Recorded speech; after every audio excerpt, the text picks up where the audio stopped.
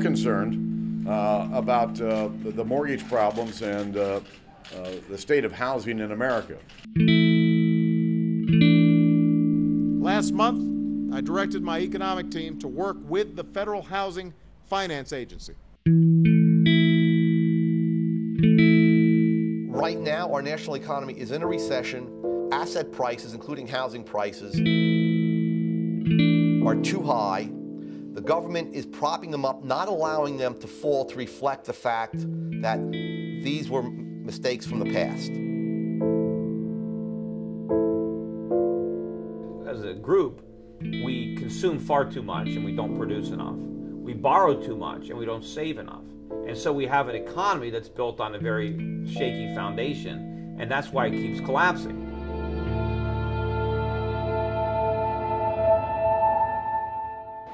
Did you have a rewards report?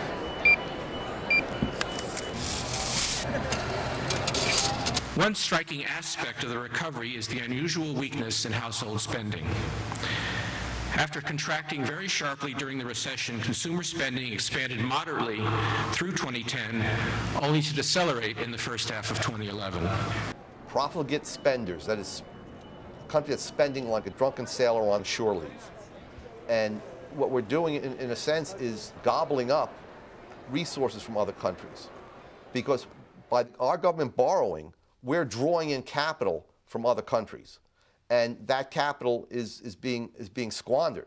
See, the problem with our economy is because of government subsidies and regulation, and because of artificially low interest rates, courtesy of the Federal Reserve, our society has evolved on a very unsustainable path. Everybody knows the country's in bad shape. I don't think they quite understand how bad the fiscal problem is. And they understand that the way we've organized the financial system is very problematic, that we've set up a system that's very fragile because it's subject to fraud. It's important that if we're really going to help housing, we need to get our economy going again, get more people back to work, and create more demand for housing around our country.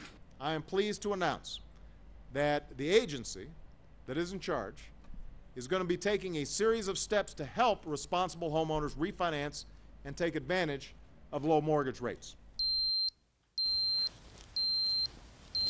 Metaphorically speaking, as the economy, I'm not feeling so well. I need to.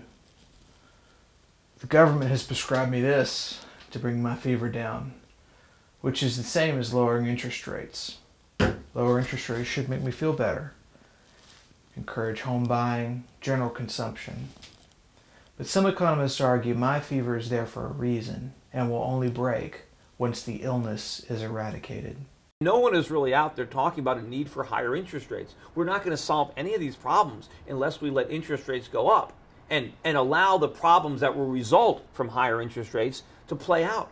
An interest rate is like the price of personal computers, theater tickets, or anything else.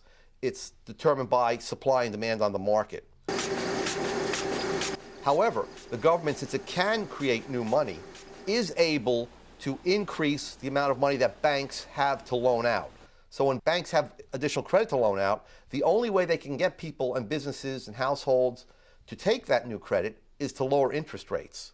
Because we have all these debtors, from the government to individuals to corporations, that are going to suffer when interest rates go up. But we need to deal with that pain, not try to pretend it doesn't exist. Businesses are fooled into thinking that there's actually more saving available to invest, where in fact the interest rate should actually be higher and savings are really more scarce.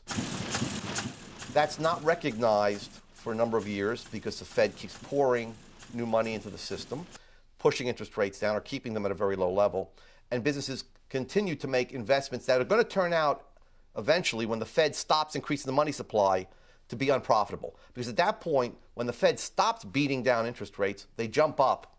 And businesses and consumers suddenly find, you know what? Those expenditures I financed through credit are not profitable, or I can't carry the debt.